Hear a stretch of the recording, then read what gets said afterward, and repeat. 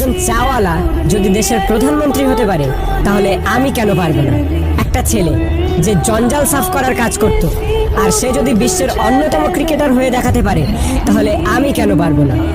একটা মানুষ কোনো ডিগ্রি ছাড়াই শুধুমাত্র পেট্রোল পাম্পে কাজ করে ইন্ডিয়ার বেস্ট বিজনেসম্যান হতে পারে তাহলে আমি কেন পারবো না?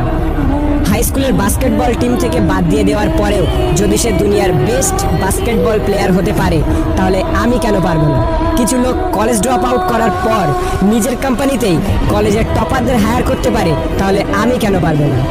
এক ব্যক্তি যাকে নিউজ পেপার কোম্পানি চাকরি থেকে বাদ দিয়ে দেয় কারণ তার মধ্যে নাকি ক্রিয়েটিভিটি কম ছিল, আইডিয়া কম ছিল, সেই ব্যক্তি যদি পরে মিকি মাউসের মতো ক্যারেক্টার ক্রিয়েট করতে পারে তাহলে আমি কেন পারবো না?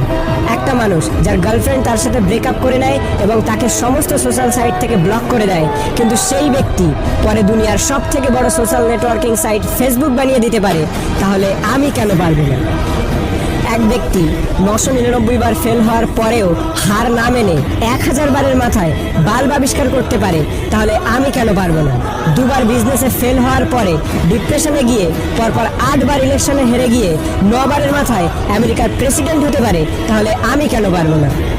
এক ব্যক্তি যাকে নিজের কোম্পানি থেকে তাড়িয়ে দেওয়ার পরেও যদি অ্যাপেলের মতো কোম্পানি গড়ে তুলতে পারে তাহলে আমি কেন পারবো না?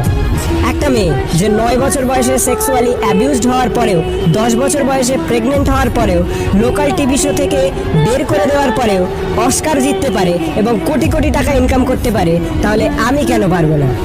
একটা জবলেস মেয়ে যার স্বামী তাকে ডিভোর্স দিয়ে দেয় এবং 3 বছরের বাচ্চাটিকে মানুষ করার দায়িত্ব তার উপরে চলে আসে, ডিপ্রেশনে যাওয়ার পরেও ওয়ার্ল্ডের সব থেকে বিখ্যাত নোবেল সিরিজ অর্থাৎ হ্যারি পটার লিখে ফেলে, যার ফলে সে কোটি কোটি টাকা ইনকাম করছে, তার একদিনের ইনকামে একটি ল্যাম্বরগিনি কেনা যাবে।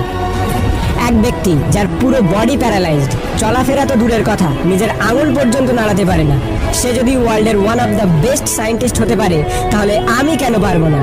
তোমরা সব জিনিসই অ্যাচিভ করতে পারো যেটা তোমরা করতে চাও, যার স্বপ্ন তোমরা দেখো, শুধু তার জন্য একটা আগুন দরকার, একটা স্পার্ক দরকার।